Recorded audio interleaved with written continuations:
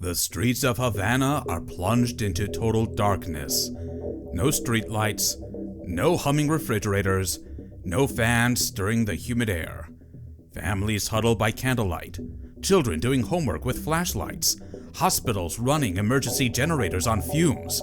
For hours, sometimes days, the power is gone. This is Cuba in 2026. For 66 years, the Cuban regime has survived every American president, every embargo, every prediction of its collapse. But this time, something is catastrophically different. The island is facing what experts are calling a freefall, a perfect storm of economic collapse, energy crisis, food scarcity, mass migration, and geopolitical isolation that's pushing this nation toward its darkest hour. When we talk about Cuba's crisis, we're not talking about a single problem. We're talking about a cascade of interconnected catastrophes that are colliding simultaneously. First, let's talk about electricity, or rather the complete absence of it. In December 2025, Havana, the capital of Cuba, the city that had been relatively shielded from the worst blackouts, found itself completely dark. Hospitals relied on backup generators, traffic lights went black during rush hour, a transmission line linking Havana to the nation's largest power facility simply failed. By midday, only 40% of the capital had been reconnected. But here's the terrifying part. This was just the latest in an unending cascade. Earlier that month, much of Cuba was experiencing daily blackouts lasting up to 20 hours. Not occasional power cuts, daily, for months. Imagine trying to cook dinner, preserve food, or even sleep in 90-degree heat without air conditioning for 20 hours a day. That's the reality for millions of Cubans right now. Why? Because Cuba's power plants run on oil they no longer have. For 2 decades, Cuba had a golden ticket. In 1999, Hugo Chavez came to power in Venezuela, and he and his successor sent oil to Cuba.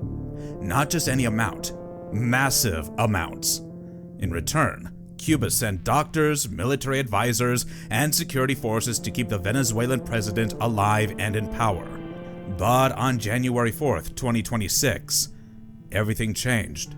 The United States, under President Donald Trump, conducted a military operation that captured Nicolas Maduro, the Venezuelan president who had been trained by Cuba and mentored by the Castro brothers. Maduro was removed by elite Delta Force soldiers.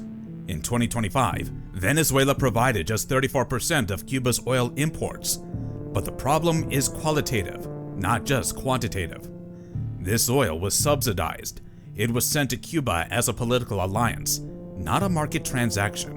When Maduro fell, Venezuela's new government quickly signaled it would sever ties with Havana as a condition of US support. The island's oil-powered thermoelectric plants, already outdated and struggling, simply cannot function without fuel. A shortfall of 855 megawatts is directly linked to fuel shortages alone. But here's the brutal reality. Even if Mexico, which now supplies nearly 44% of Cuba's oil, maintains its deliveries, the volumes are insufficient. Last quarter of 2025, Cuba received just 35,000 barrels of oil daily, down from hundreds of thousands in previous years. That's not enough to power a nation. The electricity crisis is a symptom, not the disease itself.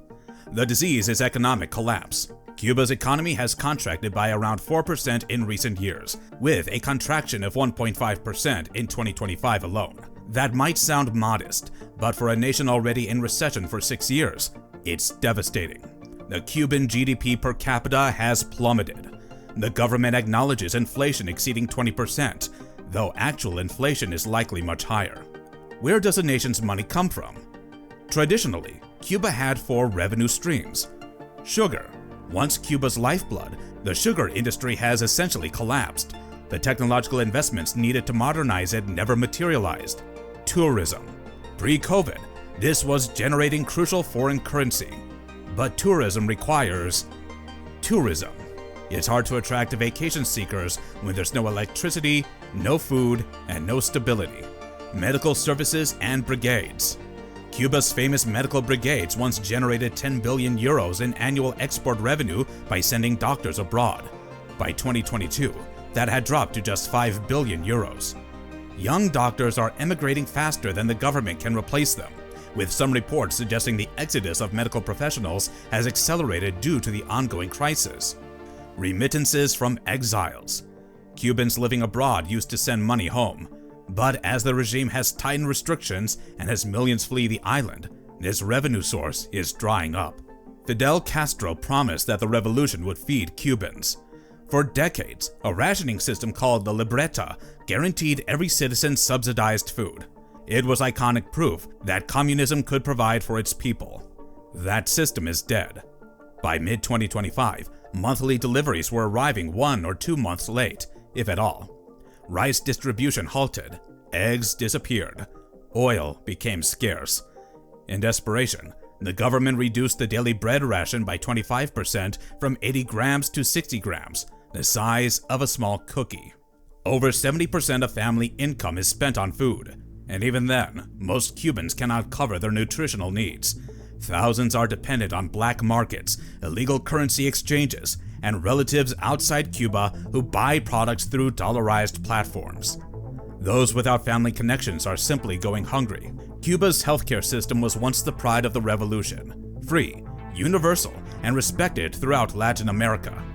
Today, it's a humanitarian crisis. The medication shortage is staggering. Out of 651 essential drugs on Cuba's basic drug list, 461 are currently experiencing total shortages or critically low coverage. That's 70% of essential medications simply unavailable. Faced with starvation, illness, and darkness, Cubans are fleeing the island at historically unprecedented rates. Between 2021 and 2025, the country has experienced what experts describe as a demographic hemorrhage. Between January and October of 2025 alone, 34,909 Cubans applied for asylum in Brazil, nearly double the total for all of 2024. In the first quarter of 2025, Cuban asylum applications surpassed Venezuelan applications for the first time ever. In Spain, at least 27,000 Cubans registered in 2025, consolidating an average of 2,000 to 2,500 arrivals per month. In Mexico, migration intensified, with 28,700 new asylum applications from Cubans between January and September of 2025. Cuba's crisis was already catastrophic, but on January 4th, 2026, the geopolitical ground shifted beneath the regime. With Maduro gone and a new Venezuelan government eager to appease the United States, the oil lifeline is severing. Trump administration officials, particularly Secretary of State Marco Rubio, whose parents were Cuban exiles, have made clear that pressure on Cuba will intensify. Between July 2024 and June 2025, approximately 290 documented protests occurred across Cuba, driven primarily by the electricity collapse. The Cuban Observatory of Conflicts has recorded anger at unprecedented levels. Within the Cuban elite, there are fractures. A postponed Communist Party Congress that was originally scheduled for April 2025 revealed disagreements between 3 competing factions. One supporting Vietnam's economic model, another advocating for a full economic and political opening, and a third defending the revolution's social achievements. President Miguel Diaz-Canel, despite his title, lacks the revolutionary credentials of the Castros. He's viewed as arrogant, inefficient, and lacking empathy. Cuba is running out of time. Not because of American politics or international conspiracies, but because basic mathematics and human biology are non-negotiable. You cannot feed 9.7 million people without money to import food. You cannot keep hospitals open without electricity and medicine. You cannot sustain a nation-state when 250,000 to 350,000 of your citizens flee annually.